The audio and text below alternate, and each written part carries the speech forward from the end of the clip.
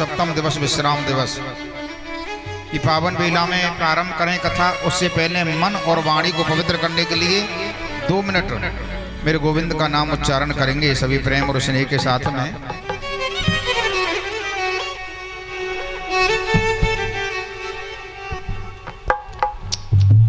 हो जय राधे राधे गोविंद गोविंद राधे। सभी मेरे साथ तालियों द्वारा हो जय राधे राधे गोविंद गोविंद राधे। जय राधे राधे गोविंद गोविंद राधे। जय राधे राधे गोविंद गोविंद राधे। जय राधे राधे गोविंद गोविंद राधे। गोविंद राधे गोपाल राधे। गोविंद राधे गोपाल राधे। राधे राधे गोविंद गोविंद राधे। राधे राधे गोविंद गोविंद राधे। गोविंद राधे गोपाल राधे। गोविंद राधे गोपाल राधे। गोविंद राधे गोपाल राधे। गोविंद राधे गोपाल राधे। गोविंद राधे गोपाल राधे। गोविंद राधे गोपाल राधे। गोविंद राधे गोपाल राधे। गोविंद राधे गोपाल राधे। जय राधे राधे गोविंद गोपाल राधे। जय राधे राधे गोविंद गोपाल राधे।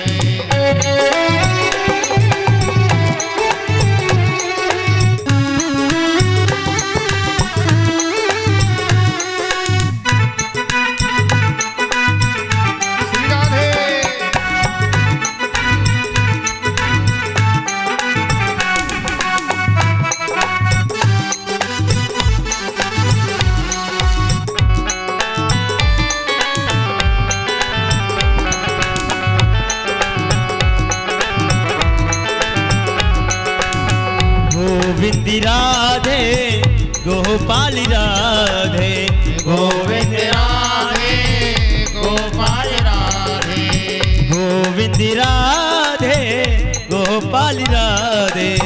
गोविंद राधे गोपाल राधे। हे राधे राधे गोविंद गोपाल राधे। जय राधे राधे गोविंद गोविंद राधे। जय राधे राधे गोविंद गोपाल राधे। जय राधे राधे गोविंद गोविंद राधे। बनेगी ना बाबुड़े बढ़ाए जाटा झूठ राके। बनेगी ना अंग तेरे बस में लगाए के। बनेगी ना भूत प्रेत जिंदन के आदू से। बनेगी ना राजा और रंकन रे जाए थे। बनेगी ना राजा और रंकन रे जाए थे।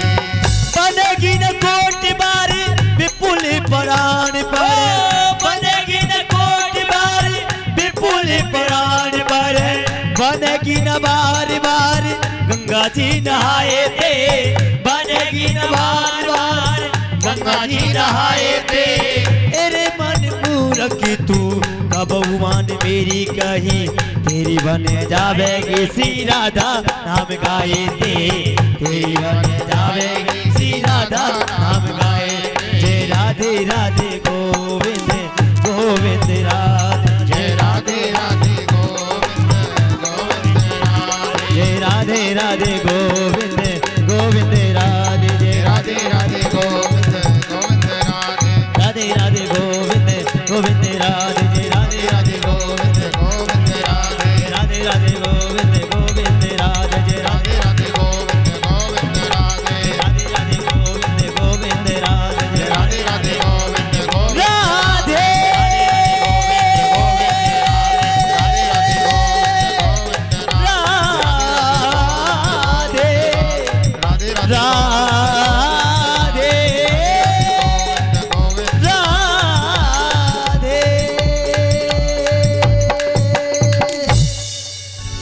जय राधे राधे गोविंद गोविंद राधे।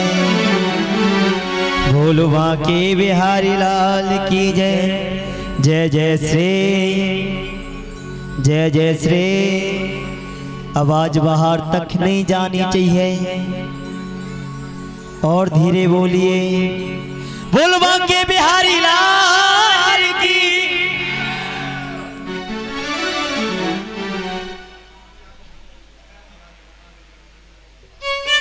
बोलिए गोविंद भगवान की जय।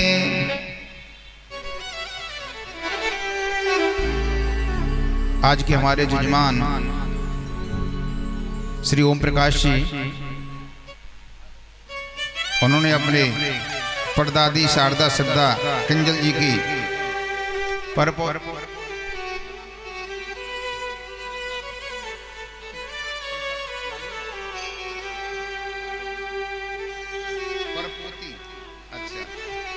अच्छा ओम प्रकाश जी की परपोती, अच्छा हाँ श्रद्धा किंजल, उसकी तरफ से भागवत कथा में 501 रुपए का योगदान दिया जा रहा है। जोरदार ताली बजा करके साधुवाद धन्यवाद देंगे। बहुत सुंदर, बहुत बढ़िया। अभी हमारी सुबह बात हुई, बड़ी सुंदर बात है। देखो कन्या का घर में जन्म होना बहुत खुशी की बात होती है। हमारे यहाँ कहते हैं कि जो भाग्यशाली होते हैं उनके बेटा होते हैं, भाग्यशाली होते हैं उनके बेटा होते हैं, और जो सौभाग्यशाली होते हैं उनके घर में कन्या जन्म लेके आती है। कन्या क्या है? कन्या लक्ष्मी का स्वरूप है, लक्ष्मी भगवती माँ का स्वरूप। तो बहुत खुशी की बात है, उनकी परपोती की तरफ से भागवत कथा में योगदान दिया जा रहा है। इधर देखिए नरोत्तम और परसोत्तम शर्मा, इनकी तरफ से भी 501 रुपए का योगदान भागवत कथा में दिया जा रहा है। जोरदार ताली बजा करके साधुवाद धन्यवाद देंगे। भगवान की सभी मनोरथ को पूर्ण करें और इसी प्रकार इनके जीवन की जो गाड़ी है भगवान इसी प्रकार आगे बढ़ाते रहें। सभी जीवन में मंगल कार्य शुभकार होते रहे, ऐसी परमात्मा से भागवत भगवान से हम प्रार्थना करते हैं। बोलिए गोविंद भगवान की।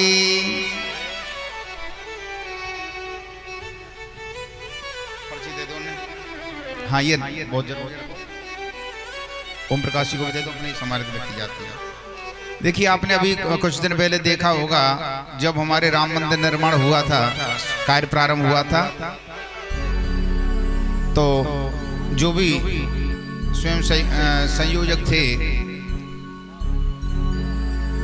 संघ के कुछ प्रमुख लोग, उन्होंने एक ये संकल्प लिया था, चाहे भाई अपने पूरे भारतवर्ष का विदेशों से भी कितना सोना चांदी और दान आता, 10 रुपए तो हर घर से जाना चाहिए, क्योंकि हर व्यक्ति को ये लगे कि भाई ये मंदिर हमारा है, हैं? ऐसा ही भागवत में है। हम भागवत में योगदान करें। हाँ जी, हमने भी भागवत कराए थे, और मैंने जैसा बताया भाई, जो भगवानी कथा सुनता है वही भागवत कथा का जजमान होता है, वही कथा का जजमान होता है।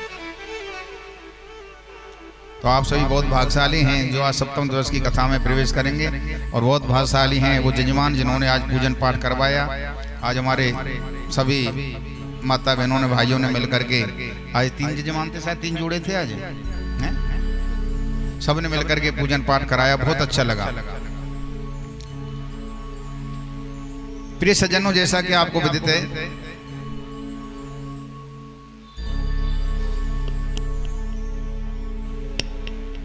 अच्छा।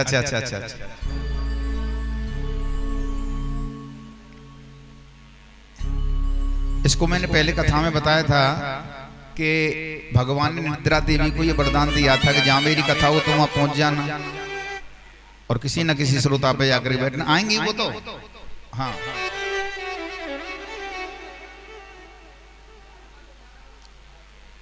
कुछ मत कहो, आराम से बैठ लेना।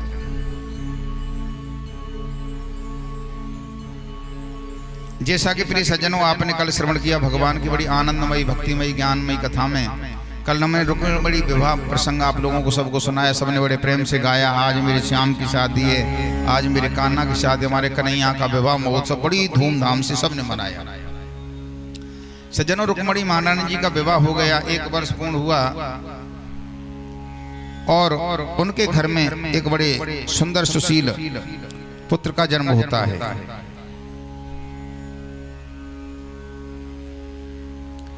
जिसका नाम है प्रद्युम्न।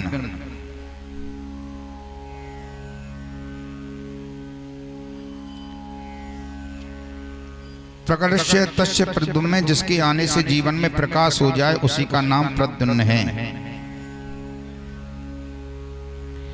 सज्जनों, प्रद्युम्न जी का जब जन्म हुआ तो इस सूतका गृह में थे।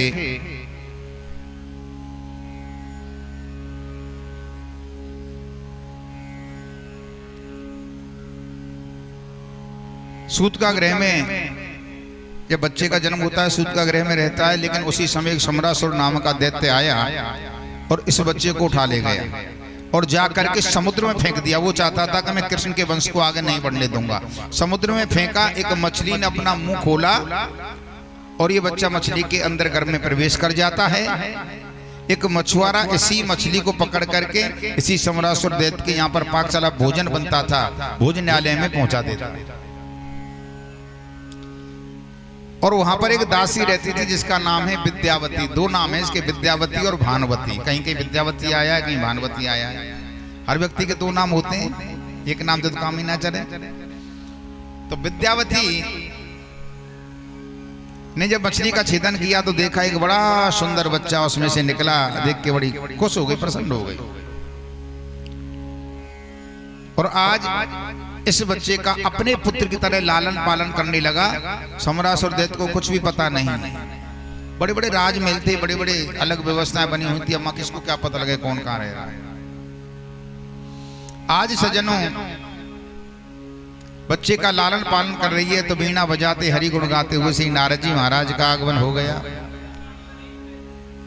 और नारद जी महाराज ने कहा, विद्यावती, जिस बच्चे को तू अपना पुत्र समझ करके लालन पालन कर रही है ना, ये तेरा बेटा नहीं है, ये तेरा पुत्र नहीं है, अरे ये तेरा पति है, पति।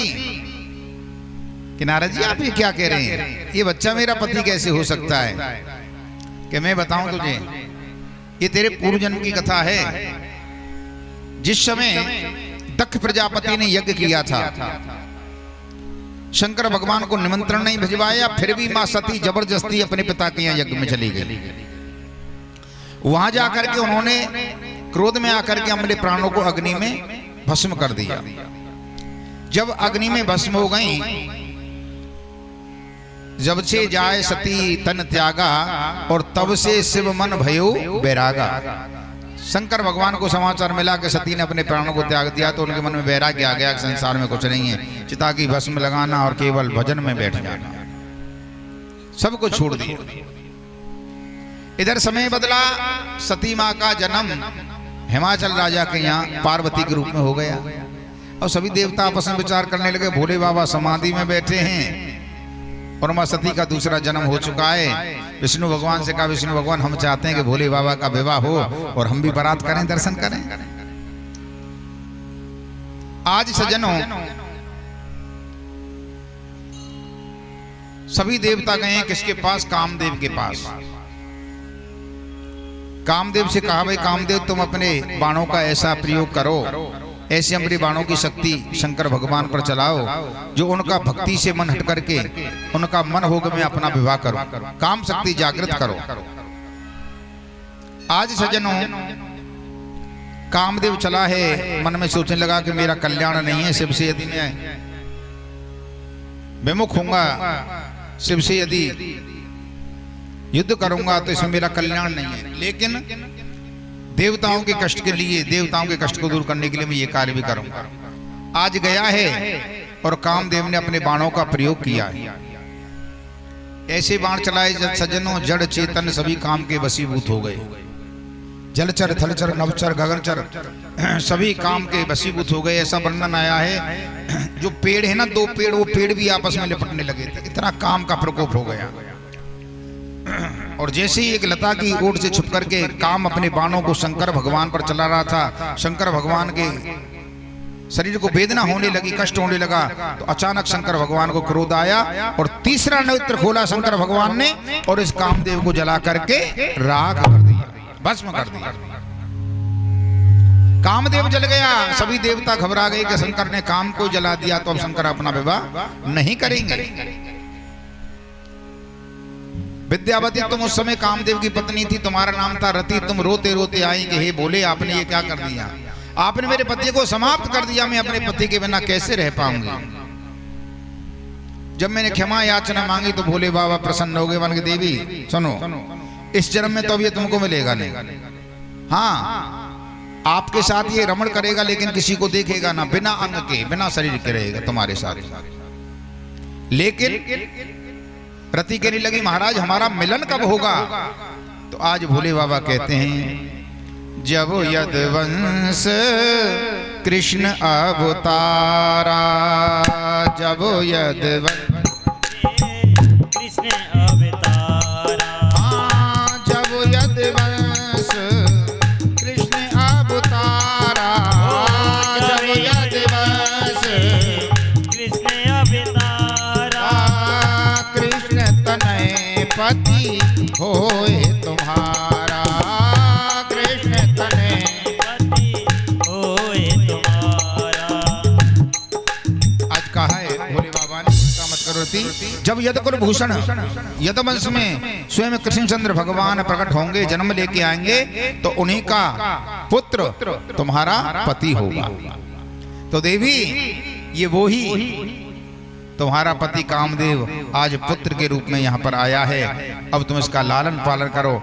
आज तो बड़ी खुशी हुई कि मेरी खोई हुई निधि मुझे वापस मिल गई और आज इसका बड़ी सुंदर तरीका से लालन पालन करने लगे। धीरे धीरे बड़े हो जाते हैं और आज दोनों ने मिलकर के गंधर्व रीति से समरासुर दैत्य के महलों में ही विवाह कर लिया है। आज एक दिन दोनों एक सैया पर बैठे हुए थे, समरासुर आया, देख करके अचंभित रह गया और मारने के लिए दौड़ा। मेरे प्रभु ने, श्री प्रद्युम्न जी महाराज ने उस दैत्य का वध कर दिया और इस विद्यावती को लेकर के द्वारकापुरी में आ जाते हैं। कहना बते बहुत पुरानी, कहाँ की ईंट कहाँ को रोरा और भानुवती ने कुनवा जोड़ा। क्या देखिए योग बनाए, कहाँ तो पुत्र समझ रही थी और वो पति हो गया।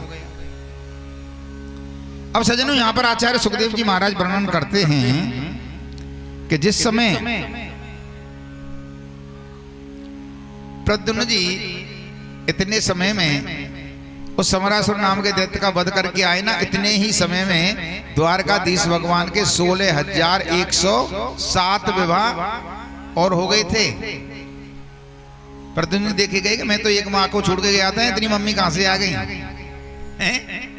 आश्चर्य में राजा परीक्षित ने प्रश्न किया आगे, प्रभु मुझे ये बताइए आचार्य सुखदेव जी महाराज कि भगवान ने एक साथ इतने विवाह कैसे कर लिए।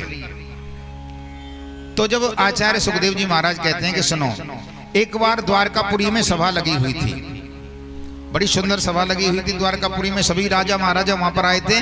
तो वहीं पर एक सत्यराजित नाम का राजा आया था, उसने गले में एक स्मंतक मणि पहन रखी थी।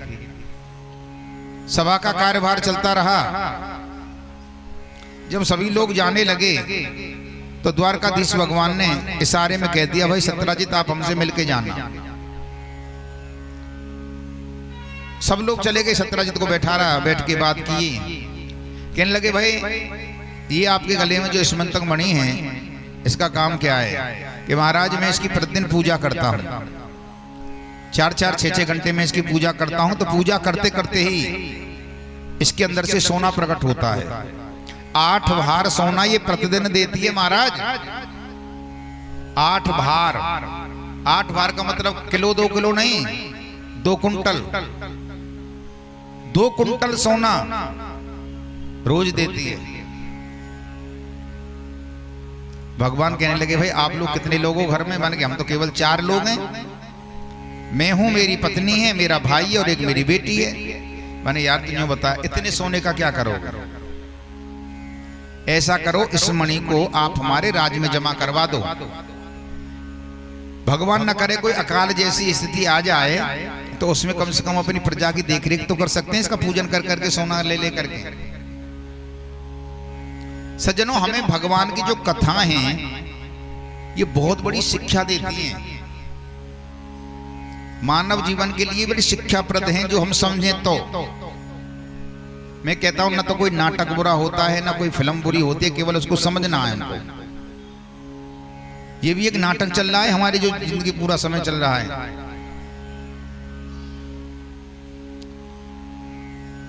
आज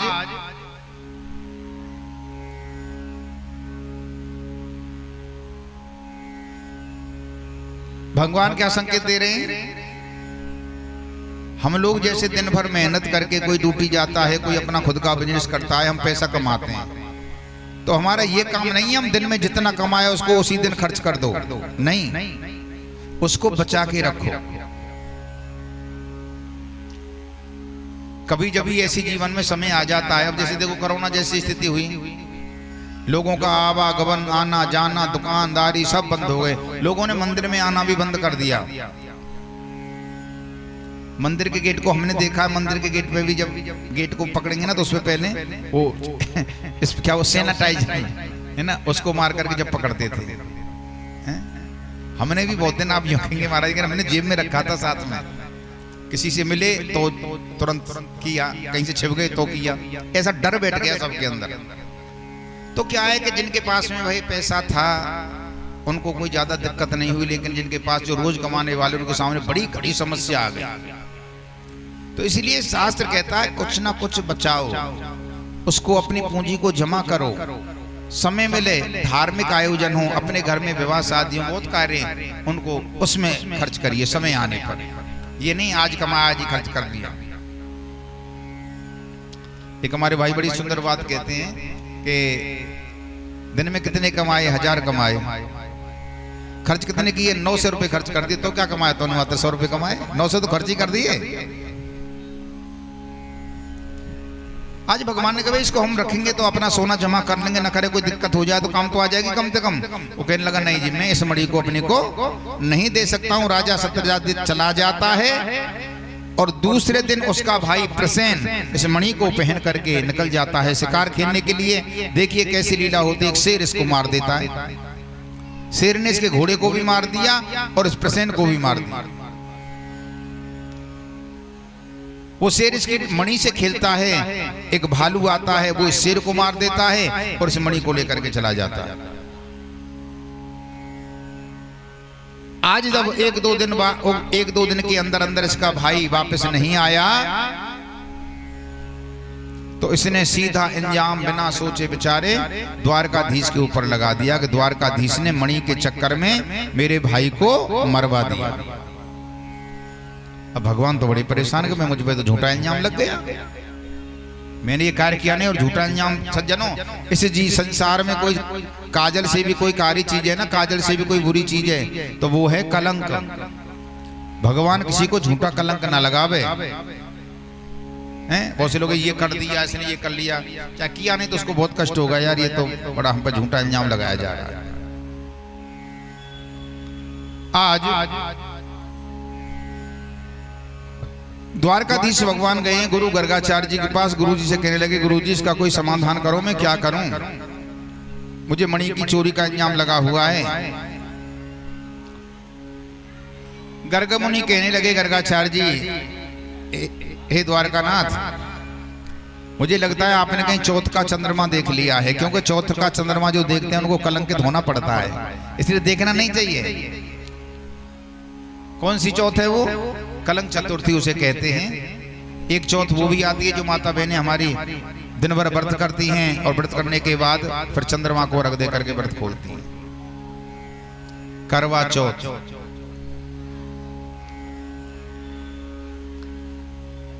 आज कहा कन्हैया ऐसा करो ब्राह्मणों के लिए गौदान करो। आज भगवान ने सोने के शीण मंगवाए और सोने के शीण मड़वा करके और खुर मड़वाए चांदी से और 1.25 लाख गाय ब्राह्मणों को दान कर दी। गौ दान का बहुत बड़ा महत्व है सज्जनों, यदि समझा जाए तो। एक सेठ जी थे, अंतिम समय चल रहा था, बड़े परेशान थे। पंडित जी के पास गए, पंडित जी महाराज कुछ उपाय बताओ, क्या करें, पिताजी बहुत कष्ट पा रहे हैं, बहुत कष्ट पा रहे हैं, कैसे मुक्ति हो?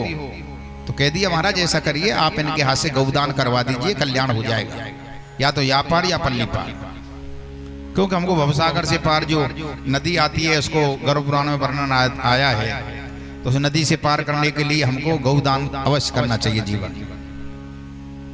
बैतरणी नदी है, आज बैतरणी नदी को पार करने के लिए गौदान का संकल्प किया है। और जैसे ही कहा पिताजी, पंडित जी कह रहे हैं कि आपके हाथ से गौदान करवानी पड़ेगी। गौदान, लाला जी कुछ कंजूस थे, लाला जी कंजूस थे। गौदान, अरे पंडित वैसे ही बहकाते रहते हैं, गौदान मत करना। मैं सब ठीक है, जाऊंगा, कोई दिक्कत ना। बड़े परेशान। आज पंडित जी के पास गए कि पंडित जी, पिताजी तो गौदान के लिए मना कर रहे हैं, कैसे किया जाए, क्या किया जाए? कि भाई देख लो मैं क्या कर सकता हूं, कि कोई और उपाय है? मन ऐसा करो, एक छोटी सी गाय बनवा दो, सोने की, सोने की गाय बनवा दो और उस गाय को दान कर देना। अरे महाराज, जब भी वैसी गाय दान ना कर सके तो सोने की गाय के तब प्राण निकल जाएंगे उनके। अरे मैं उपाय बता रहा हूं तुमको, क्या कि सोने की गाय बनवाना और उसके ऊपर गोबर लेपन कर देना और पिताजी से कहना कि ये गोबर की गाय है, ये गोबर की गाय है पिताजी, पंडित जी को दान कर दो। आज सज्जनों, सोने की गाय बना करके गोबर का लेपन करके पिताजी के हाथ में दे दी। पंडित जी ने संकल्प बुलवाया और उस गाय को ले लिया, गोबर की गाय दान में दे दी। लाला जी बड़े खुश रहे, देख लो पागल है, कितना पैसा खर्च करे। मैंने कही ना, पंडित जी ऐसे ही बेंकाते नहीं, आ जाएंगे। गोबर की गाय दान कर दी, गोबर की गाय दान कर दी। अब सज्जनों क्या हुआ, प्राणांत हो गए। लाला जी भगवान को प्यारे हो गए। जब लाला जी प्यारे हो गए तो पहुंच गए बैतरणी नदी पर, देख रहे हैं इधर उधर, और इतने में क्या देखा कि पूंछ हिलाती हुई गाय आ रही है। ओहो, लाला जी बड़े खुश हुए। अरे भाई बहुत बढ़िया रहे हो पंडित जी, तुमने ये काम तो बहुत बढ़िया करा दिया। क्यों, नदी में कैसे पार कर दो? मैं तो सोच रहे कि वैसे पंडित झूठ बोलते हैं, पर तुम तो सही कह रहे हो, नदी तो पार कैसे? आज आ गए और देखी गोबर की गाय खड़ी हुई है। आज लाला जी ने पूंछ पकड़ी गाय की और जैसे ही गाय चलने लगी बैतरणी नदी में। अब सज्जनों, जब गाय जाएगी, जल में जाएगी, तो भाई गोबर तो गीला होगा, फिर हटे। अब जैसी गई और ऐसे बीच नदी में पहुंचे हैं और जैसे ही वो सोने की गाय पे से गोबर हटने लगा और जैसे ही गोबर हटने लगा, लाला जी को देखा है, ये तो बच्चों ने मेरे संग में बहुत बड़ा छल किया।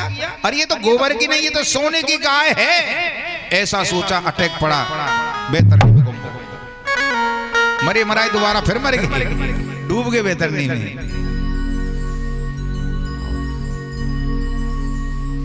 अरे प्यारे हो, इस जीवन में इन हाथों से कुछ कर जाओगे ना तो अच्छे रहोगे। कर चलो दान इन्हीं हाथों से, वहां नहीं काम चले बातों से। वहां बातों से काम नहीं चलेगा, इसलिए कहा इन हाथों से कुछ दान कर दो। और दान सदा बहुत अच्छा रहता है, दान से बड़ी इस दुनिया में कोई चीज नहीं है। और मैं आपको सत्य बता रहा हूं, आप कभी दान करके देखना, जो आप करोगे भगवान उसका 1000 गुना लाख गुना देगा। अभी मेरी गुड़गांव में कथा हुई थी, तो वो वकीलात करते थे।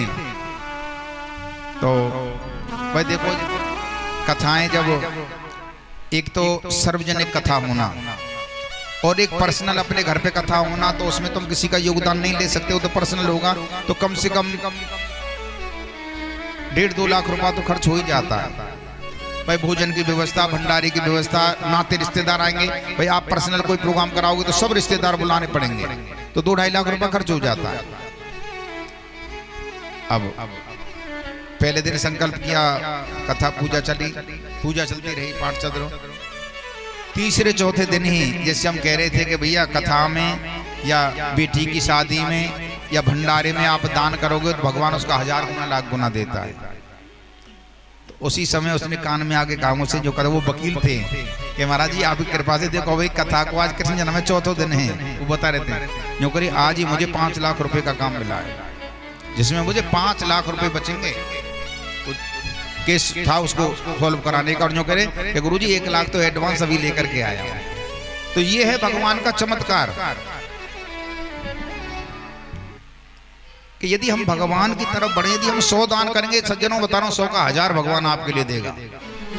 केवल विश्वासम फलदायक, विश्वास करना चाहिए। आज गौदान किए भगवान ने और गौदान कर दिया, लेकिन भगवान के मन में चैन नहीं आया। भगवान मंत्रियों को लेकर के इस मणि की खोज में निकल पड़े। गए हैं, देखा है कि एक घोड़ा और प्रसेन मरा पड़ा है, आगे देखा वहां एक शेर मरा हुआ पड़ा है, लेकिन मणि न मिली। आगे गए तो देखे भालू के पैरों के चिन्ह बने हुए हैं। जाते देखा एक विशाल गुफा है, एक बड़ी विशाल गुफा सज्जनों, और उस गुफा में अंदर भगवान ने प्रवेश किया तो जोर से आवाज आने लगी, पिताजी मुझे बचाओ बचाओ बचाओ बचाओ। उसी समय जामवंत जी महाराज भगवान द्वारकाधीश के ऊपर टूट पड़ते हैं। और आज सज्जनों बताते हैं 27 दिन तक भीषण युद्ध चला। जामवंत जी का और भगवान कृष्ण का 27 दिन तक युद्ध चला। 28वें दिन जामवंत जी पसीना पसीना हो जाते हैं और कहा, हे प्रभु मैं आपको पहचान नहीं पाया, आप मुझे परिचय दो। हे महापुरुष आप हैं कौन? तो आज मेरे द्वारकाधीश बोले, जामवंत पहचान, मुझे पहचान, मैं वही तेरा राम हूं जिससे तूने कहा था कि प्रभु रावण भी मर गए, लंका पे विजय श्री प्राप्त हो गई, बहुत सेना मर गई, पुल बन गो, लेकिन हमें तो को पसीना ना आयो। हमारी इच्छा तो ये कर रही है कि अब हम आपसे ही दो हाथ कर ले तो थोड़ी ने हमारी शरीर खुल जाए। तो मैंने उस समय क्या कहा था कि भाई इस समय में मर्यादा में हूँ। यदि स्वामी और सेवक, मालिक और नौकर आपस में लड़ेंगे तो संसार वाले क्या कहेंगे, देखो ये कैसे लड़ रहे हैं। इसीलिए मैंने कहा था चिंता मत कर, द्वापर में तेरी जो इच्छा है इसको पूर्ण करूंगा, तो मैं तेरी इच्छा को पूर्ण करने के लिए आया हूं। सज्जनों हमेशा ध्यान रखना, वो मालिक बहुत समझदार होते हैं जो अपने कर्मचारियों के मुंह नहीं लगते हैं। ध्यान रखना, यदि कोई कभी आपके सामने ऐसी आ जाए ना तो मेरे को ठीक है करो, बात करते हैं, वो ही चतुर है, उसका कुछ नहीं बिगड़ेगा, आपका बहुत कुछ बिगड़ जाएगा, ये ध्यान रखना। तो ये भगवान ने मर्यादा यहाँ पर की, कोई स्वामी और सेवक लड़ेंगे, ये संसार के लोग क्या कहेंगे, और स्वामी और सेवक आपस में ही लड़ रहे हैं। कुछ चीजें ऐसी सज्जनों को पर्दे में रहने दो, पर्दा ना हटाओ, ये मर्यादित हैं। ऐसे ऐसे कुल की मैंने पुत्र वधू देखी हैं कि चाहे हम लाखों पति करोड़पति हैं, लेकिन वो बाहर जाकर के ऐसा कह देंगे, अरे इनके घर में कुछ नहीं, ये नहीं, हमारा जो भी माहौल बना हुआ है सबको दूषित कर देंगे, खराब कर देंगे। और कुछ लोगों को मैंने ऐसा देखा है घर में कुछ भी नहीं है फिर भी बाहर जाके देखो, मैंने देखी ऐसे ऐसी बात करना, अरे आज तो हमारे यहाँ मटर पनीर की सब्जी बनी थी, आज हमारे यहाँ, अरे हमारे यहाँ तो डेली कुछ ना कुछ बढ़िया बनता है, चाहे घर में वो चटनी से रोटी खा रहे हैं। ये होते हैं संस्कार, अपने घर को किस तरीका से हमको सजाना। क्यों, घर एक मंदिर है और घर की जो स्त्री होती है गृह लक्ष्मी बताई गई है, तो ये लक्ष्मी अपने घर की शोभा बढ़ाएगी तो दुनिया में इसकी शोभा बढ़ जाएगी। अनमोल तेरा जीवन, अनमोल तेरा जीवन, और यूं ही गवा रहा है।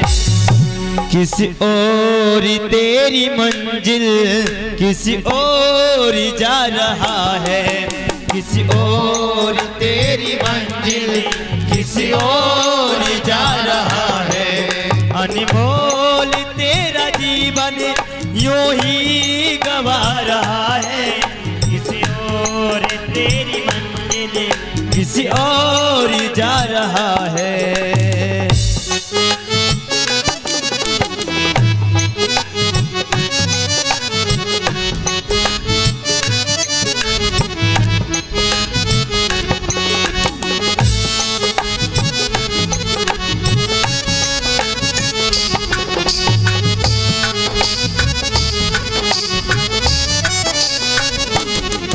सपनों की नींद में ही यह रात ढल न जाए, पल भर का क्या भरोसा, कहीं जान निकल न जाए। सपनों की नींद में ही यह रात ढल न जाए, पल भर का क्या भरोसा, कहीं जान निकल न जाए। पल भर का क्या भरोसा, कहीं जान निकल न जाए। गिनती की मिली सांसें, गिनती गिनती की मेरी सांसें यूं ही गवा रहा है। किस ओर तेरी मंजिल किस ओर जा रहा है, किस ओर तेरी मंजिल किस ओर जा रहा है।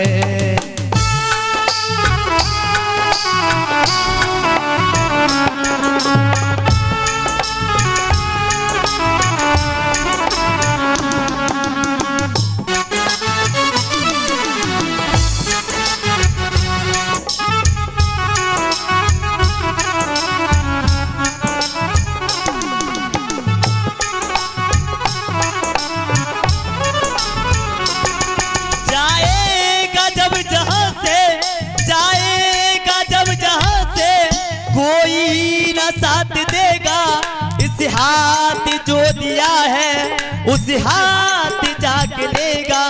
जब हम यहाँ से जाएंगे कोई भी साथ नहीं जाएगा, हमारे साथ में कौन जाएगा? कोई नहीं जाएगा।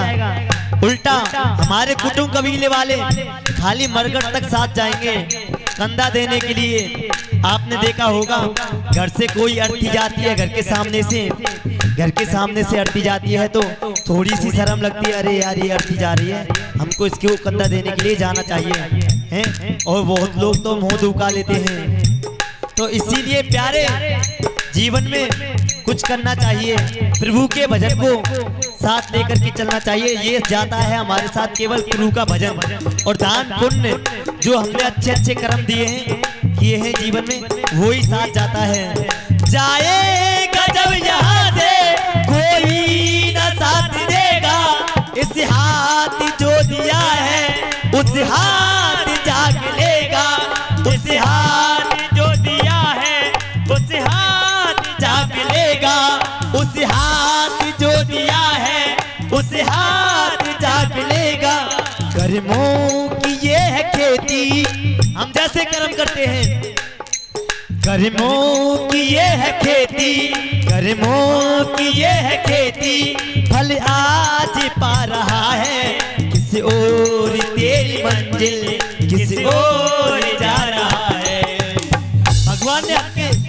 भगवान ने हमको भेजा था, वचन दिए से भगवान को हमने, भगवान हम तुम्हारा भजन करेंगे, पुण्य दया धर्म करेंगे, ये सृष्टि बनाई है इस पे अच्छे अच्छे कर्म करेंगे। लेकिन हम आज यहाँ क्या करते हैं, खाली मैं और मेरी में लगे हुए हैं। कर्मों की ये है खेती, फल आज पा रहा है। किस ओर तेरी मंजिल किस ओर जा रहा है।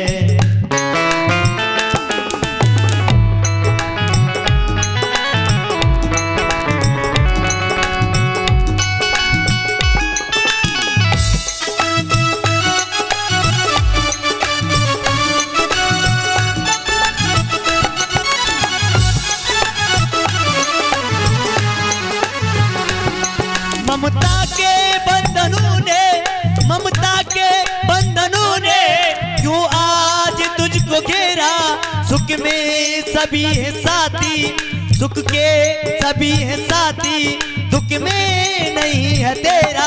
सुख के सभी है साथी, दुख में नहीं है तेरा।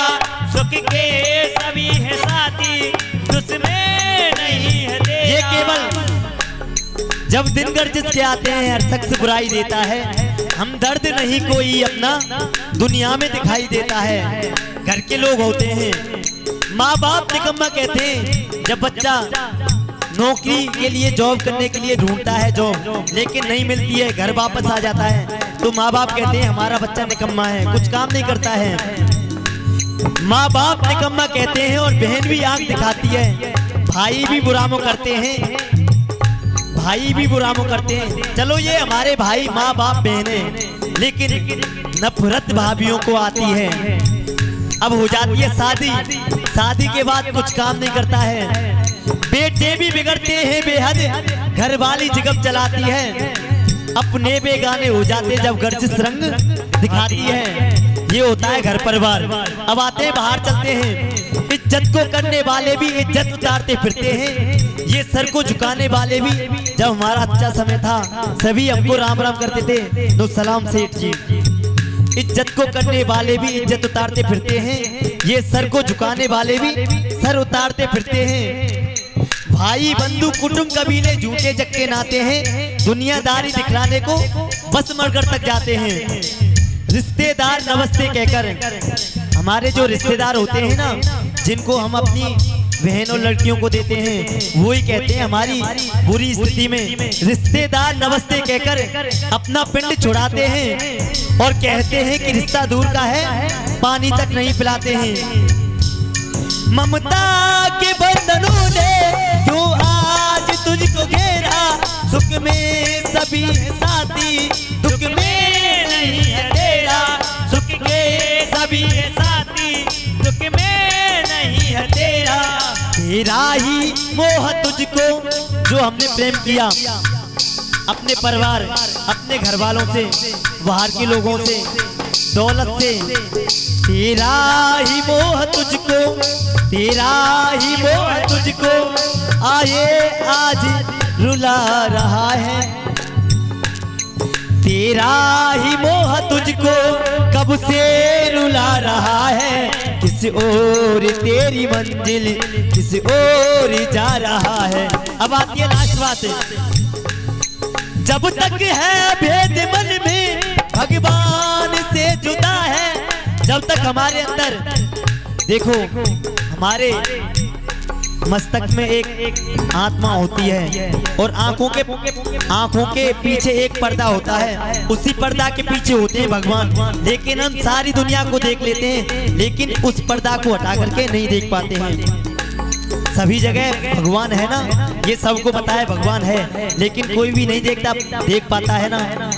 जब तक है भेद मन में भगवान से जुदा है, खोलो जो दिल का दर्पण, खोलो जो दिल का दर्पण, इस घर में ही खुदा है, खोलो जो दिल का दर्पण, इस घर में ही खुदा है, खोलो जो दिल का दर्पण, इस घर में ही खुदा है। सुख रूप हो के भी तू देखो, तपेश्वरी सो राजेश्वरी, जो तप करता है उसको क्या मिलता है, राजा बनता है।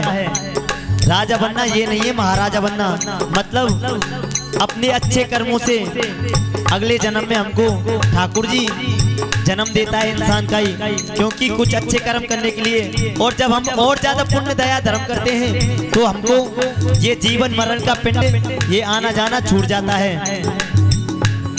सुख रूप हो के भी तू, सुख रूप हो के भी तू दुख आज पा रहा है, किसी और तेरी मंजिल किसी और जा रहा है, किसी और तेरी मंजिल किसी और जा रहा है। अनमोल तेरा जीवन, अनमोल तेरा जीवन यूं ही गवा रहा है, किसी और तेरी मंजिल किसी और जा रहा है, किसी और तेरी मंजिल किसी और जा रहा है, किसी और तेरी मंजिल किसी और जा रहा है, किसी और जा रहा है। बोलो वहाँ के बिहारी लाल की जय, बोलिए गोविंद भगवान की जय। आज सज्जनों जामवंत जी हाथ जोड़कर कहने लगे, गोविंद मेरे अपराध को क्षमा करो, आप ये मणि भी लीजिए और मेरी पुत्री जामवंती है इसको भी स्वीकार करिए।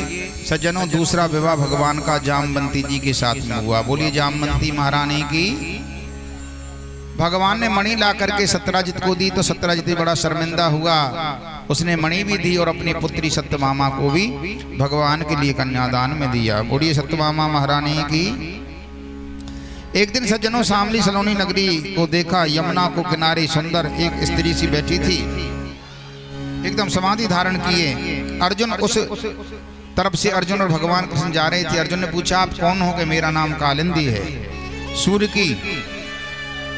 सूर्य की पुत्री हूँ। तपस्या क्यों कर रही हो?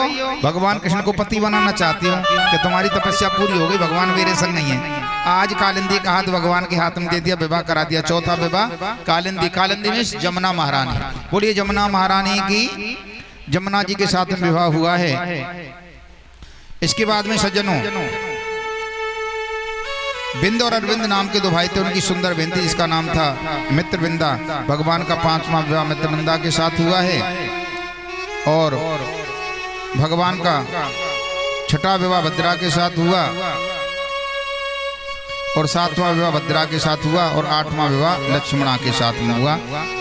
इधर सज्जनों एक भौमासुर नाम का दैत्य था, उसने अपने कारागार में 16,100 कन्याओं को बंदी बना रखा था। वो सभी कन्या गोविंद से हाथ जोड़ कह रहे थे, हे गोविंद आप हमारी रक्षा करो, इस दुष्ट की कैद में हम पड़े हुए हैं। तो आज इन सब कन्याओं की रक्षा के लिए मेरे द्वारकाधीश भगवान गए हैं और उस दुष्ट भौमासुर का वध किया है। इन कन्याओं से कहा आप सभी अपने अपने घर के लिए जाइए। सभी कन्या एक स्वर में एक हाथ से हाथ जोड़कर कहने लगी कि हे गोविंद अब हम घर को नहीं जाएंगे। क्यों कि अब घर को जाएंगे तो हमारे घर वाले हमको स्वीकार नहीं करेंगे।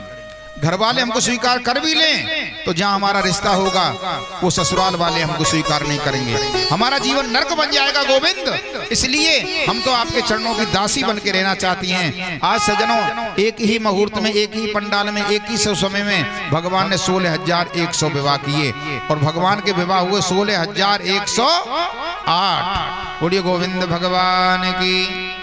सभी अलग अलग महलों में रानी रह रही हैं और भगवान बड़े प्रसन्न हैं।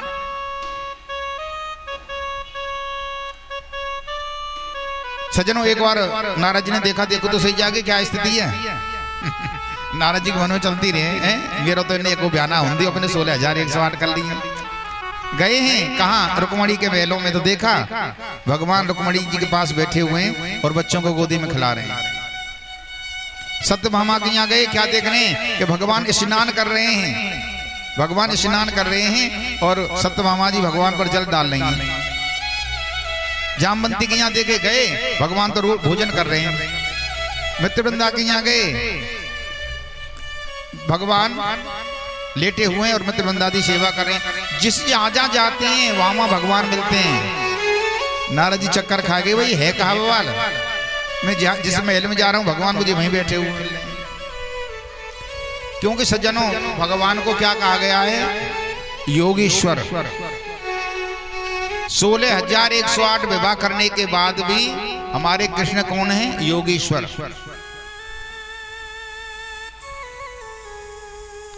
द्रौपदी के 5 पति थे, लेकिन आज भी उनकी गणना 5 कन्याओं में और पतिव्रता स्त्रियों में की जाती है। मंदोदरी, तारा, द्रौपदी, इन सबकी गणना 5 कन्याओं में की जाती है। 5 कन्या हैं।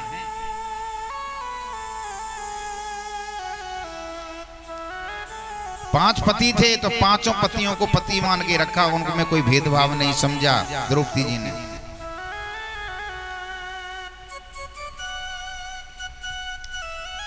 प्रिय सज्जनों, कल हमने आपको कथा सुनाई थी कि भगवान मथुरा में आए। भगवान मथुरा में आए और कंस का वध किया। कल एक प्रसंग, क्योंकि कल रुक्मणी जी का विवाह कराना था, एक प्रसंग रह गया था। जब भगवान मथुरा में आ गए और अपने माता पिता को कारागार से मुक्त करा दिया, राज्य कृष्ण जी को दे दिया, तो भगवान एक दिन महलों में बैठे हुए, महलों में बैठे हुए भगवान के नेत्रों से आंसू आ रहे हैं, रो रहे हैं भगवान। आज देवकी माँ भोजन लेके गई, पूछा कन्हैया क्यों रो रहा है, क्यों रोता है बेटा। लेकिन सज्जनों भगवान कुछ ना बोले, भगवान कुछ ना बोले। इधर श्री वसुदेव जी महाराज, वसुदेव जी महाराज को बुलाया। वसुदेव जी महाराज गए, वसुदेव जी महाराज को जब बुला लिया तो वसुदेव जी महाराज गए, पूछा कन्हैया क्या रोते हो, क्या बात है। कुछ भी ना बोले। उद्धव जी को बुलवाया गया और जैसी उद्धव जी आए सज्जनों, मेरे कन्हैया उद्धव जी से लिपट के रोने लगे, फूट फूट के रो रहे मेरे गोविंद। उद्धव कहने लगा कन्हैया ये मैं क्या देख रहा हूं, अरे आप साक्षात नारायण के अवतार हो, फिर पृथ्वी से दुष्टों का भार उतारने के लिए आपका अवतार हुआ है, प्रागट हुआ है गोविंद। और आप जैसे स्त्रियों की जैसे रोते हो, क्यों रोते हो? तो आज मेरे गोविंद कहने लगे, भैया उद्धव मैं क्या करूं, आज मुझे ब्रजवासियों की बहुत याद आ रही। मेरी मैया यशोदा, मेरे बाबा नंद जो मुझसे इतना प्रेम करते थे, वो राधा जो मेरे बिन कभी रह नहीं पाती थी, वो ब्रज की गोपियां किसी ना किसी बहाने से मेरे घर आती थी कि हम कन्हैया के मुखमंडल को देख लें। देखे बिन काना जब मन नहीं माना, देखे बिन काना जब मन नहीं माना, मेरे दर्शन को आना चोरी का बहाना बनाना। हैं मैं कैसे भूल जाऊं? हैं गोपियां कहती थी मेरा मुख देखने आती थी, और जसोदा के क्यों आई, क्यों आई? तो लाला चोरी करे हमारे यहाँ, बहाना बना लेती थी। इतना प्रेम करती थी मेरी गोपियां। उद्धव आज मुझको सभी ब्रजवासियों की और मैया यशोदा की बहुत याद आ रही है। उद्धव जी कहने लगे, कन्हैया मैं ज्ञानी हूं, मैं उन ब्रजवासियों को ऐसा ज्ञान दूंगा वो तुम्हें भूल जाएंगे, वो तुम्हें याद नहीं करेंगे बिल्कुल भी, और वो तुमको याद नहीं करेंगे तो तुम्हें भी उनकी याद नहीं आएगी। ध्यान रखना सज्जनों, चाहे हमारा मिलने वाला बंबई रह रहा है, विदेश में रह रहा है, यदि वो वहां बैठ के हमारी याद करता है ना, तो हमको भी उनकी याद आती है। हमेशा ध्यान रखना, जब वो आपको भूल जाओगे तो आपको भी उनकी याद आना अपने आप भूल जाएगी। आज उद्धव जी चले हैं, भगवान ने सुंदर सुंदर अपने वस्त्र पहनाए, मोर मुकुट दिया है, पीली पीतांबरी दी है और चल दिए हैं। और उद्धव से भगवान कहने, उद्धव तू एक संदेशा मेरी माँ को कह देना।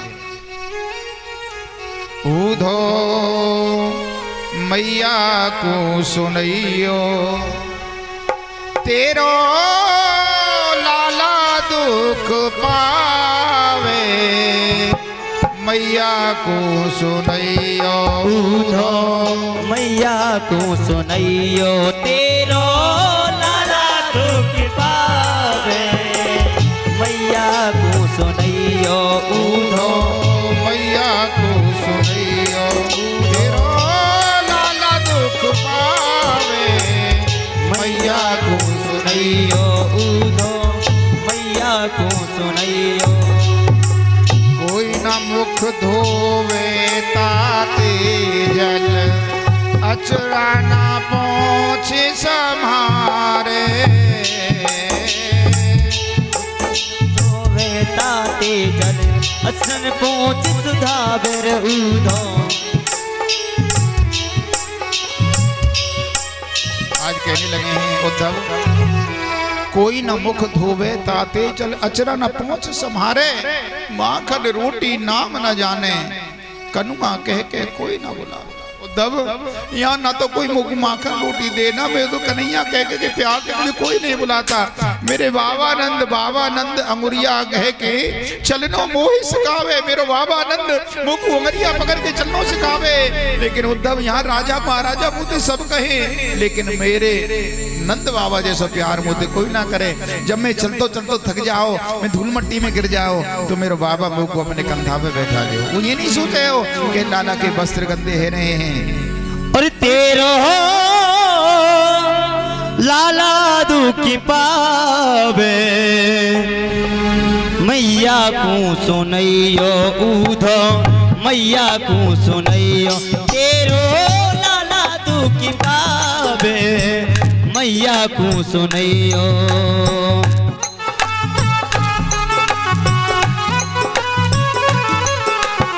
कोई न मुख धोवे ताते जल, कोई न मुख धोवे ताते जल, अचरा पहुँच संभारे। उधो कोई न मुख धोवे ताते जल, अचरा पहुँच सुधावे। माखन रोटी को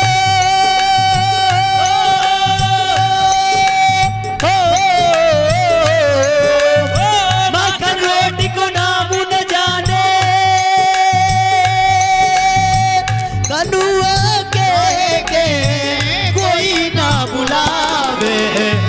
मैया को सुनैयो उधो मैया को सुनैयो तेरो लाला दुख पावे मैया को सुनैयो।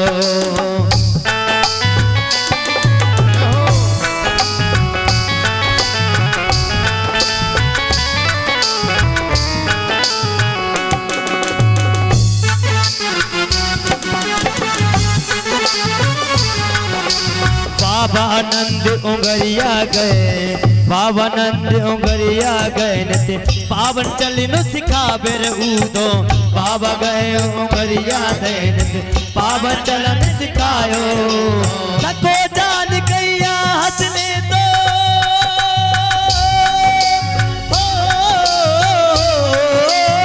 नको जान कैया हंसने दो ऊंचे है तेरो सो ये लगा मैया को सुनैयो तेरो पूजा को सुनैयो तेरो लाला दुख पावे मैया को सुनैयो।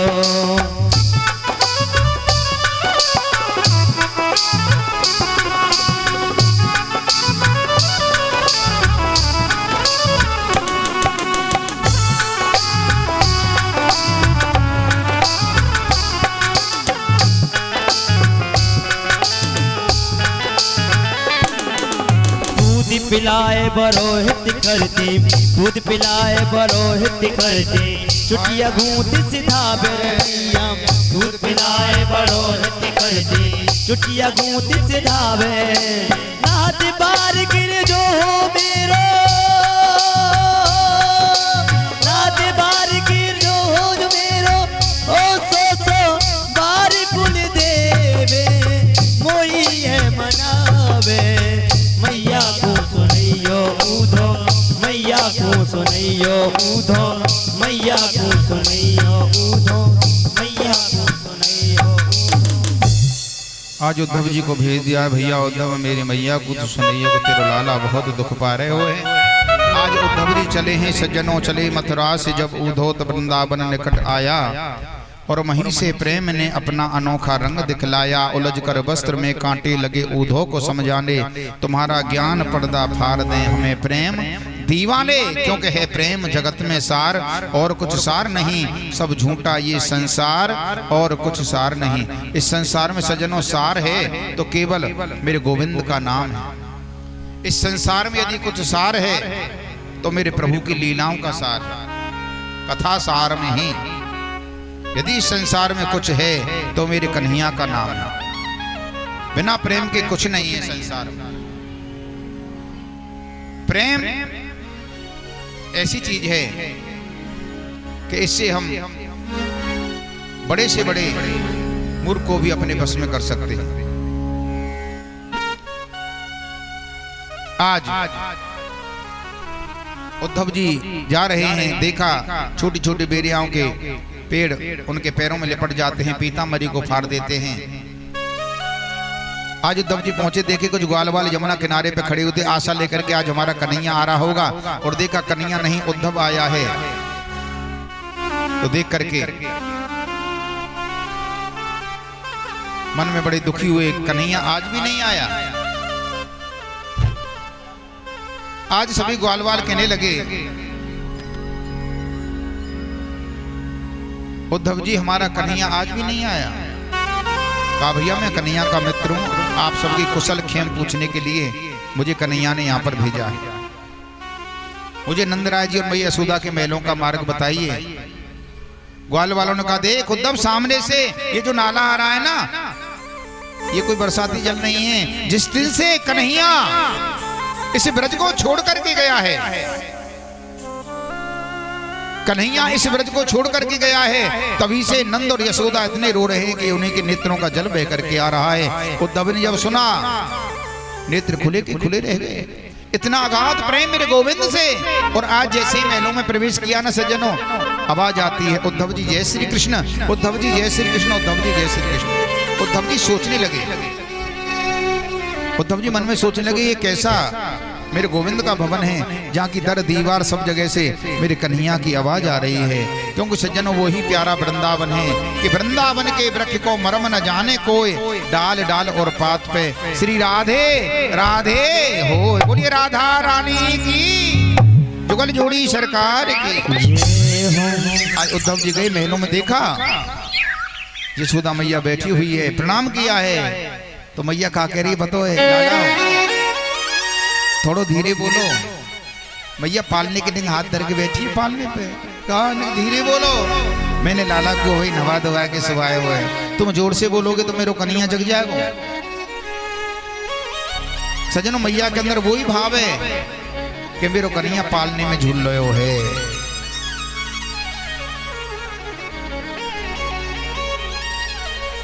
मेरो लाल पालने में झूल रहे हो। उद्धव जी मन में सोचने लगे कन्हैया मथुरा में और मैया केरी में लाला पालने में झूल रहा है, धन्य है जी प्रेम के। आज नंदराय जी आए हैं, 3 जगह से टेढ़ी कमर है, सफेद डाली हो गई, बुजुर्ग आंखों से दिखते नहीं, भैया कौन हो, कहाँ पे आए हो। आज उद्धव जी ने कहा मैं आपके बेटा कृष्ण को मित्र हूँ, आपकी कुशल खेम पूछने के लिए आया हूँ। अच्छा कि हाँ भैया उद्धव, हमारे कन्हैया को हमारी याद आवे कि हाँ याद आई है, तभी तो उन्होंने मुझे आपके पास भेजा है। वारे कन्हैया आज तो को हमारी याद आई, फिर भी तू स्वयं नहीं आया है, अपने सखा को भेज दिया। इधर सज्जन उद्धव जी कहने लगे कि मैं ब्रज गोपियों से मिलना चाहता हूँ। इधर मेरे प्यारे हो यमुना किनारे पे राधा रानी और सभी गोपी बैठी हुई हैं, इंतजार कर रही हैं मेरे गोविंद का। एक दूसरे से कहती हैं सखियों आज तो कन्हैया मेरे सपने में आए, सपने बच्चन की कह रहे कि आज मैंने सपने में कन्हैया देखो। कन्हैया आयो, कैसे आयो कि मेरे माखन की मटकी में आके माखन खाने लगे हो, मैंने कन्हैया को पकड़ो तो मेरी नींद खुल गई। दूसरी गोपी कह रही है सखी मैंने बड़ो सुंदर सपनों देखो, मैं पनघट पे जल भरने के लिए गई, वो पे मटकी उठाई नहीं जा रही, तो मेरे कन्हैया आयो मटकी को उठायो और मेरे सिर पे रखवा दियो, और मैंने जैसे हाथ पकड़ो तो मेरे कन्हैया हाथ छुड़ा के चले गए, मेरी नींद खुल गई। सब गोपियां सज्जनों अपना अपना स्वप्न सुना रही हैं। आज राधा जी से कहा राधा जी कन्हैया हम सबसे ज्यादा तो आपसे प्यार करते थे, लेकिन आप भी तो कुछ सपना सुनाओ। मेरी किशोरी राधा कहने लगी अरे सखियों मैं तुम्हें क्या सुनाऊं, मैं तुम्हें क्या सुनाऊं, जिस दिन से मेरा गोविंद मेरा कन्हैया या ब्रजमंडल को छोड़ के गए हो है ना सखियों, बादना से बैरन नींद हूं मुझे छोड़ करके चली गई। अब सखी तुम ही बताओ, जब मुंह को नींद आवे नहीं तो सपनों दिखे कहां थे, और सपनों दिखे नहीं तो मैं तुम्हें सुनाऊं कहां। मेरा पूरा जीवन व्यतीत हो गया लेकिन मुझे नींद नहीं आ रही। उसी समय सज्जनों के भौरा आ जाता है और भौरा देखता है चारों तरफ घूमता है। सखियां कहने लगी देखो मुझे प्रिय ऐसा लगता है राधे, शायद ये हमारे कन्हैया को कोई संदेश वाहक है, संदेश लेके आया है, कारो कारो है। राधा जी कहने लगी सखियों इन कार्य से दूर रही। क्यों? आज गुस्सा हो रहा है राधा जी को, क्या कहनी कि सखी कारे कारे सवई बुरे और कारिन की प्रतीत न करियो, कारे विस्के भरे, कारो अंजन देत द्रगण में तीखी धान धरे, गोपियों कारे कारे सभी बुरे। कारिन से प्रेम मत करना, जैसे हमारो कन्हैया कारो ऐसे ये भौरा कारो। आज सखी कहने लगे हैं भौरा से, ये भौरा तू हमारा संदेश ले जा और हमारे कन्हैया के पास पहुंचा देना।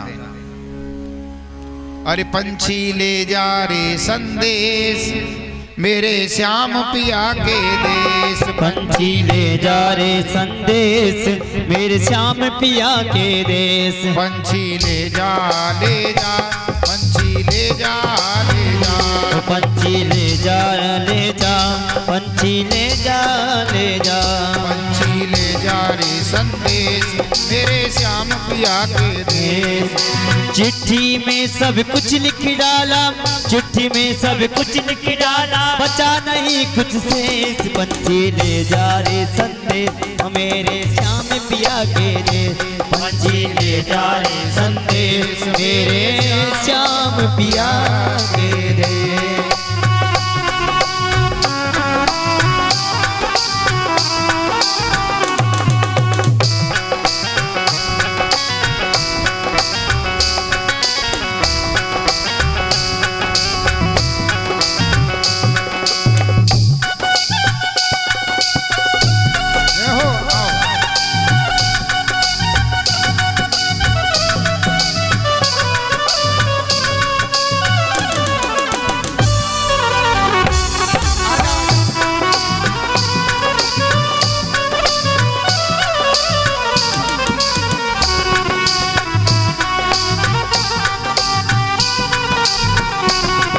बिखर गई माला के मोती, बिखर गई माला के मोती, चल गई आंखों की ये ज्योति, चली गई आंखों की ज्योति। आंसू बीस गए आंखों के, आंसू बीस गए आंखों के, रहना काले शेष पंछी ले जा रे संते मेरे श्याम पिया के रे, पंछी ले जा रे संते मेरे श्याम पिया के रे।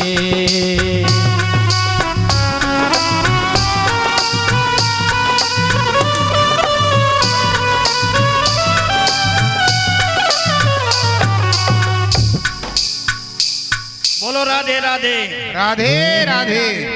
आज हमारे बीच में डॉक्टर रमेश कुमार उजाला आज तक से एडिटर हैं, वो आए हैं। उन्होंने महाराज जी से आशीर्वाद लिया और ये आपकी खबर भी लगाएंगे।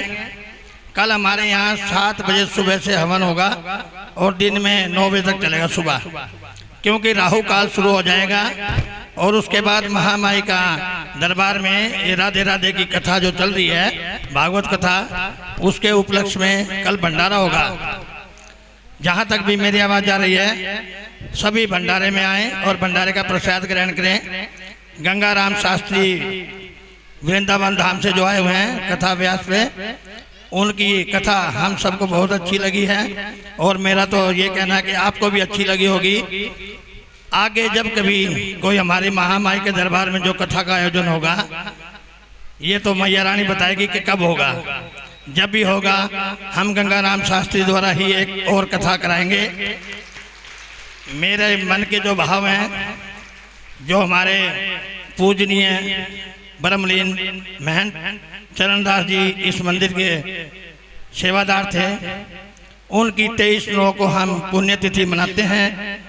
मेरा सभी भाइयों से अनुरोध है, जो मेरे अपने भाई हैं, कि हम अब की बार एक कथा कराएंगे और पिताजी का जो 23/9 का पुण्य दिन है उस पे समापन करा के भंडारा कराएंगे। बहुत सुंदर। मेरे अपने मन के भाव हैं। मैंने अपने सभी भाइयों से हाथ जोड़ के विनती है कि उसमें गंगाराम शास्त्री द्वारा ही हम कथा कराएंगे। और जितनी भी माताएं बहनें आई हुई हैं, हमारे महंत जी को आज 2001 में गुजरे थे। हर साल हम उनके उपलक्ष्य में भंडारा करते हैं। आपकी बार मेरे मन में आया है कि जैसे हमारी भाभी देवकी जी की याद में और मेरे मन के जो भाव थे कि कथा हो जाए, और बहुत दिनों से हम यही सोच रहे थे कि हमारे मंदिर में भी कथा हो। जैसे हमारे पड़ोस में मंदिर है संकट मोचन मंदिर, वहाँ प्रोग्राम होते हैं, तो हमें भी ये लगता था कि हमारे मंदिर में भी कोई प्रोग्राम हो। जागरण वगैरह तो संकीर्तन होते हैं और भंडारे हम 4 पूजा में करते हैं, गुप्त नवरात्रों में भी और खुले नवरात्रों में भी। आप सभी का उसमें सहयोग रहता है। तो मेरी हाथ जोड़ के सभी से विनती है कि आप 23/9/2023 में जो हमारे महंत जी हैं, उनकी पुण्यतिथि है, उसमें 7 दिन कथा होगी और 8वें दिन भंडारा होगा। जय माता की, जय माता की। और अब आपके बीच में गोपाल कृष्ण डॉक्टर, जो बहुत समाज सेवी हैं और भिवानी चुंगी पे इनके क्लिनिक है, बहुत ही अच्छे डॉक्टर हैं, आपके बीच में आ चुके हैं। डॉक्टर गोपाल कृष्ण जी, जय हो, जय हो। आइए।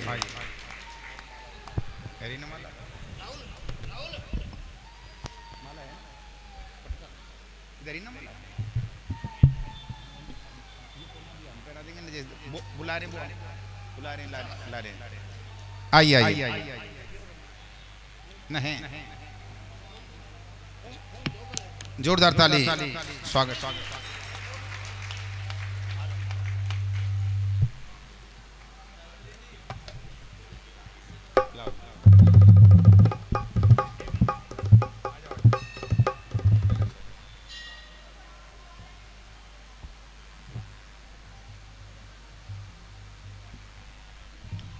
बहुत बहुत धन्यवाद डॉक्टर साहब का यहाँ पर अपना समय लेकर के पधारे हैं हमारे में।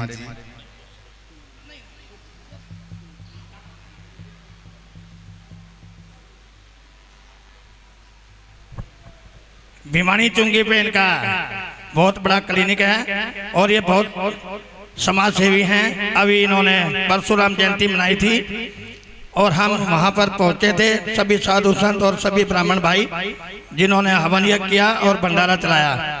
ये साल में 5-6 भंडारे वगैरह करते रहते हैं और ब्लड कैंप लगाते हैं। और इनके अपने क्लिनिक में किसी के गोड्डे में दर्द है, गठिया बाई का है और कोई परेशानी है तो ये बहुत ही अच्छे डॉक्टर हैं, हरियाणा के प्रसिद्ध डॉक्टर। आप जाके इनके क्लिनिक में देखेंगे तो कितने अपने मंत्री जी, मुख्यमंत्री जी, उन्होंने इनको सम्मान दिया हुआ है। ये बहुत ही अच्छे डॉक्टर हैं। कृपया करके मैं तो यही कहूँगा कि किसी भी माता बहन को कोई दर्द वगैरह परेशानी ना हो, अगर हो तो इनसे संपर्क में करें, क्योंकि ये जो हमारी धर्मपत्नी है उनके पाँव में भी दर्द रहता है, उनका इलाज भी वहीं से चल रहा है, हमें बहुत आराम मिल रहा है। जय माता की। बोले गोविंद भगवान की जय हो। आज सज्जन उद्धव जी आए हैं गोपियों के समीप।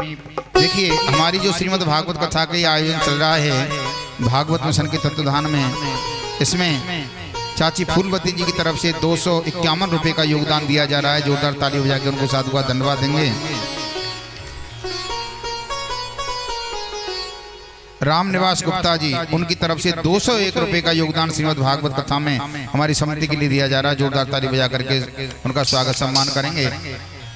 सज्जनों, भगवान की कथा जो यहाँ पर चल रही है, ये सब आपके विशेष सहयोग से ऐसे धार्मिक आयोजन यहाँ पर होते हैं।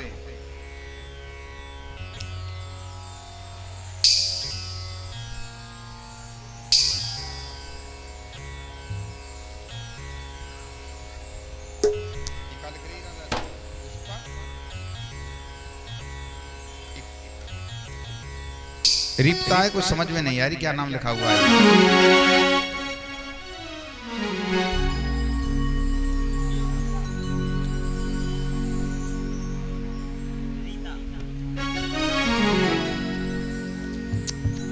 रीता की तरफ से 101 रुपये भागवत कथा में दिए जा रहे हैं, बहुत बहुत धन्यवाद। सुभाष बागडी की तरफ से 501 रुपये का योगदान, गुप्तदान 101 रुपये, रमेश जी की तरफ से 101 रुपये, 100 रुपये, सरोज जी की तरफ से 200 रुपये। ये भागवत कथा में योगदान आया है। सब भक्तों के लिए जोरदार ताली बजा करके साधुवाद धन्यवाद देंगे। भगवान के भंडारे भरे। आज सज्जनों, उद्धव जी जब गोपियों के पास आए तो गोपियों से मिले हैं और गोपियों के लिए लाकर के पत्रिका दिए, लेकिन गोपियों ने पत्रिका को फाड़ दिया है और इधर गोपियों से कहने लगे हैं, गोपियों कन्हैया का आदेश है योग करो भूषण तजो, पाति लिखी गोपाल। योग करो और भूषण को त्यागो, निराकार परमात्मा में अपने मन को लगाओ। गोपियां कहने लगी, ऊधों से राधा बोली, हे ऊधों से राधा बोली, और सुन ऊधो बचन हमारे, परसों की कह के मोहन आए ना परसी बारे, परसों की कह के मोहन आए ना परसी बारे। ऊधो से राधा बोली, सुन ऊधो बचन हमारे, परसों की कह के मोहन आए ना मुरली वाले, परसों की कह के मोहन आए ना मुरली वाले।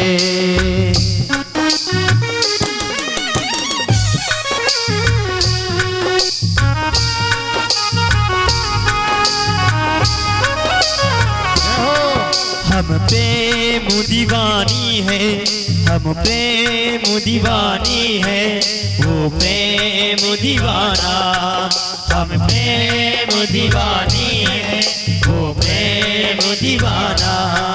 ए ऊधो हमें ज्ञान की, ए ऊधो हमें ज्ञान की पोथी ना सुनाना।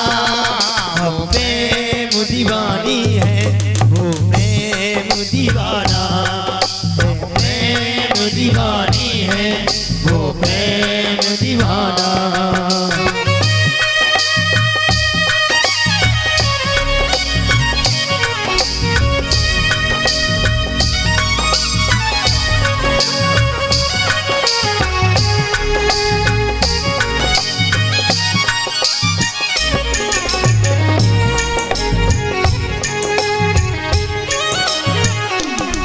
मेरा तन मन जीवन श्याम का, श्याम हमारा काम है। तन मन जीवन श्याम का, श्याम हमारा काम। मेरे रोम रोम में बस रहा ये मत वाला नाम, मेरे रोम रोम में बस रहा ये मत वाला नाम। इस दिल में अब प्रेम का, इस दिल में अब प्रेम का नहीं कोई ठिकाना। हम प्रेम दीवानी है वो प्रेम दीवाना।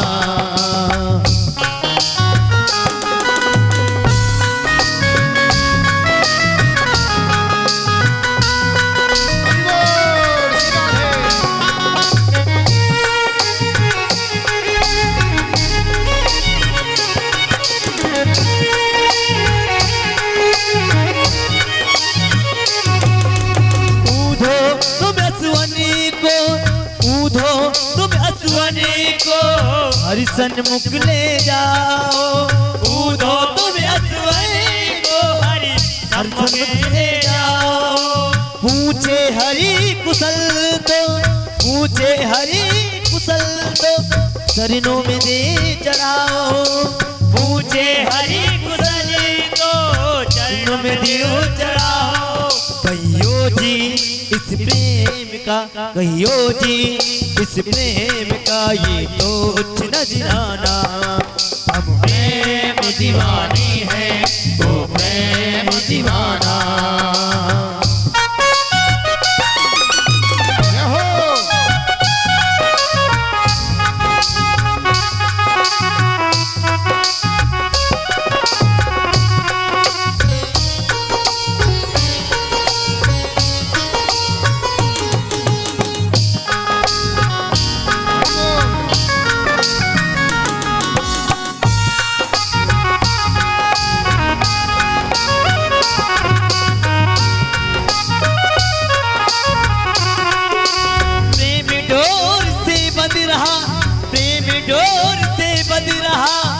जीवन का संयोग प्रेम डोर से बंध रहा, जीवन का संयोग। ये प्रेम डोर से बंध रहा जीवन का संयोग। ये प्रेम डोर से बंध रहा जीवन का संयोग।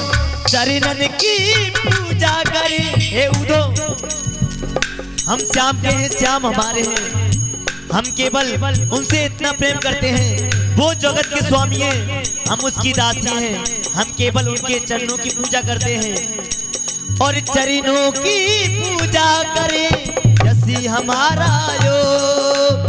चरणों की पूजा करें यही हमारा योग। कानों में रहे गूंजता, हम केवल श्याम से यही चाहते हैं, अपने चरणों की दासी बनाकर रखना।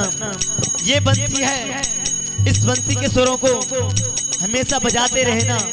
जो इस बंसी के स्वर हमारे कानों में गूंजते रहे। कानों में रहे गूंजता, कानों में रहे गूंजता बंसी का तराना। हम प्रेम दीवानी है वो प्रेम दीवाना। है ऊधो हमें ज्ञान की, है ऊधो हमें ज्ञान की पोथी ना सुनाना। हम प्रेम दीवानी है वो प्रेम दीवाना। हम प्रेम दीवानी है वो प्रेम दीवाना।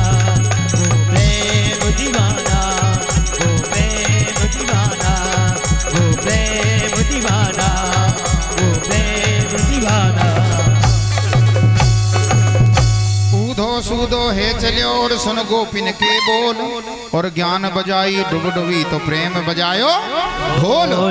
ऐसे ज्ञान की गुद ने प्रेम रूपी ऐसे डंडा लगाए गोपिन ने सज्जनों, उधब दौड़ो दौड़ो दौड़ो दौड़े मथुरा आ गए।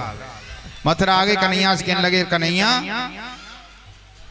वो गोपियां तुमको बहुत याद करती हैं, तुम तो बहुत छलिया बहुत कपटी हो, जो ब्रजवासियों को छोड़ करके यहाँ आ गए। भगवान को ताने देने लगे, उल्टी सीधी कहने लगे भगवान से। भगवान कह रहे ज्ञानी जी थोड़ा शांति रखो। अरे नहीं कन्हैया तुमने बहुत गलत किया जो तुम ब्रजवासियों को छोड़ के आ गया। पहले कह रहे थे क्या कि मैं उन ब्रजवासियों को समझा दूंगा, वो गमार ग्वालियां हैं, और आज क्या कह रहे हैं तुमने बहुत गलत। अब भगवान को उल्टा डांट रहे हैं।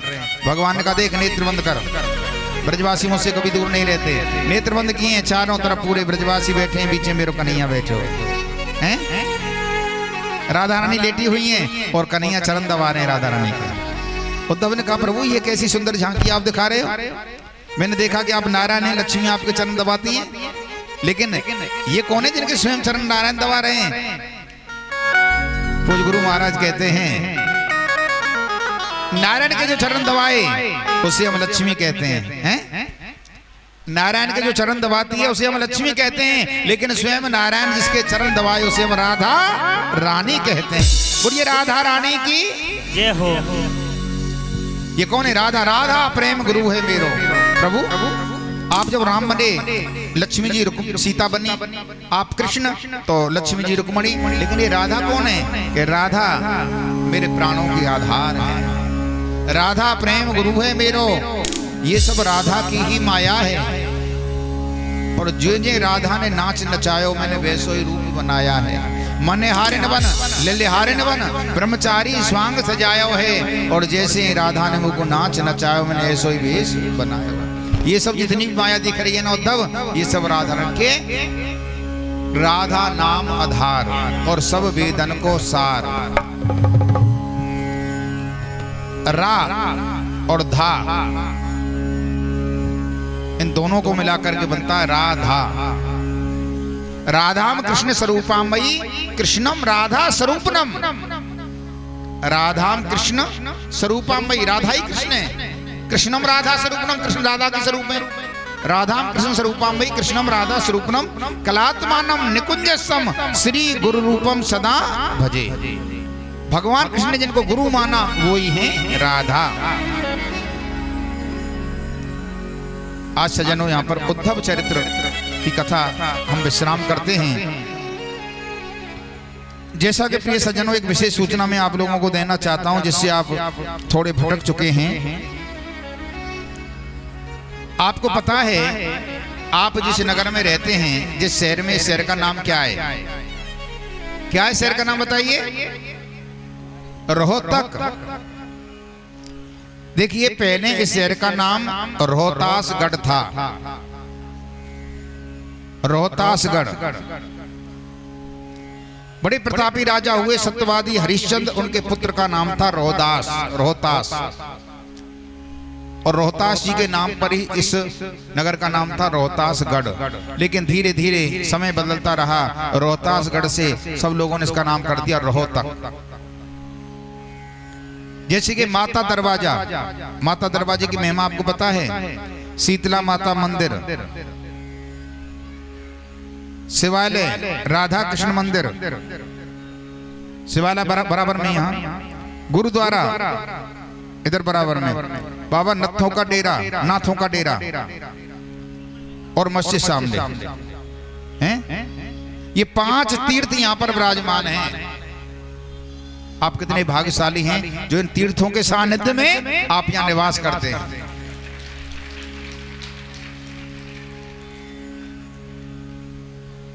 ये 5 तीर्थ, तीज और छुट्टियों का त्योहार, छठियों का,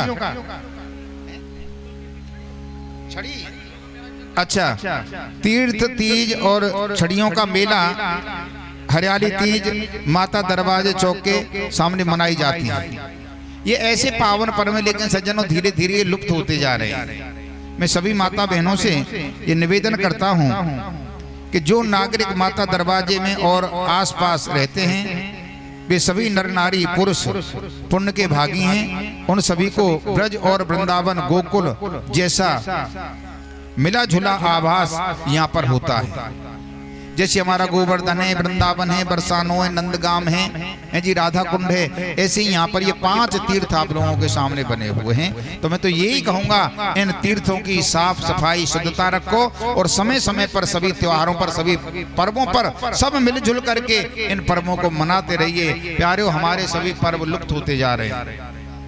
अब इन बातों को व्यास मंच से हम कहें तो अच्छा नहीं लगता। अभी हमारे मोमडन भाई कोई करने लग जाए ना, एक आवाज मारते ही हजारों लोग रोड पर इकट्ठे हो जाएंगे, हैं? लेकिन हम हिंदू इतने अपना जो मार्ग है उससे इतना भटक चुके हैं, जबकि ये एक कड़वा सत्य आपको बता रहा हूं, आप लोगों के अंदर कोई नेम ही नहीं है। एक नेम बना लो मेरी माता बहनों भाइयों, के नेम बना लो।